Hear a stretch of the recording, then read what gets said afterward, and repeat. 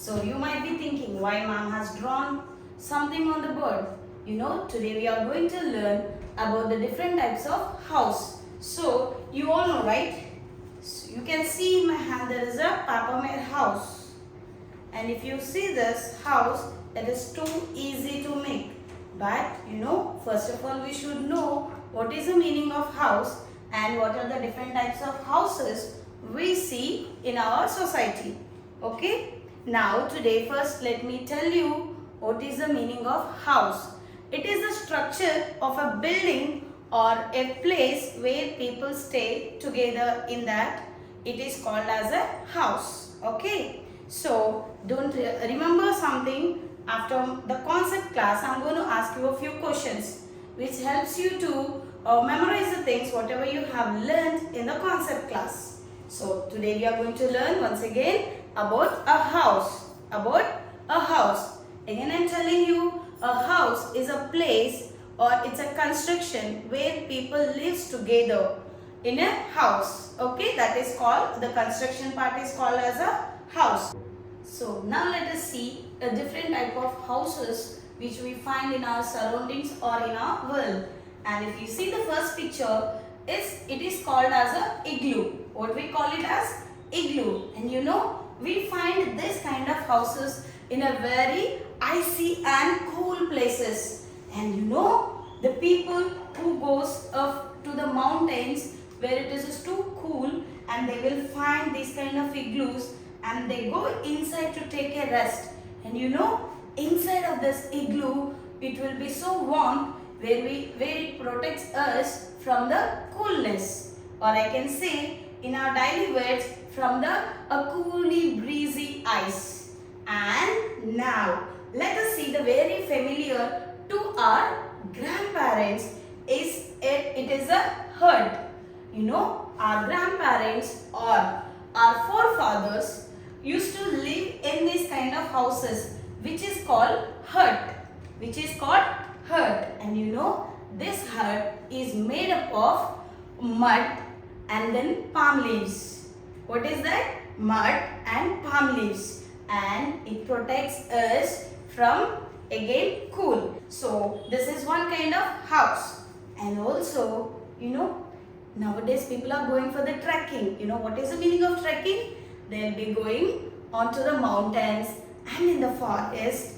They spend some time with the family in the trekking. So if they go there, they won't find any houses to stay.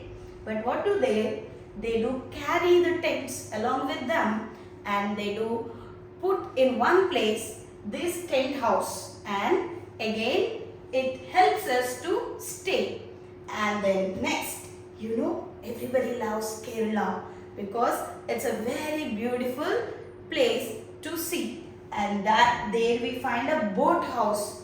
Boat, right? The boat we see in a rivers, oceans and all. So in this is called a boat house. The house which is constructed on the boat.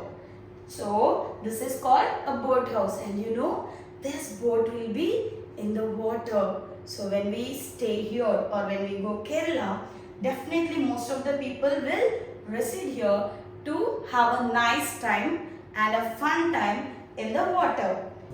So nowadays we are finding a very new constructed houses which is called as a apartments. And I'm sorry I forgot to write the name. So let's write A-P-A-R-T. Apartments. M-E-N-T-S. Apartments. And where people live like nearly 30 to 40 families together in one building. It is called apartments. And also we have a more different houses which we find in our surroundings. But today I want to tell you about these things. One is an igloo and the other one is hut and the tent and the apartments, and also a very beautiful space, boat house, which we find in Kerala. So as I said that we will know what is the advantages of the houses. Let us see what are the advantages of the houses. And houses protects us from the very cool weather and also very hot weather, and also from the rainy springs weather, and from every weather. Not only this, houses protects us from the wild animals.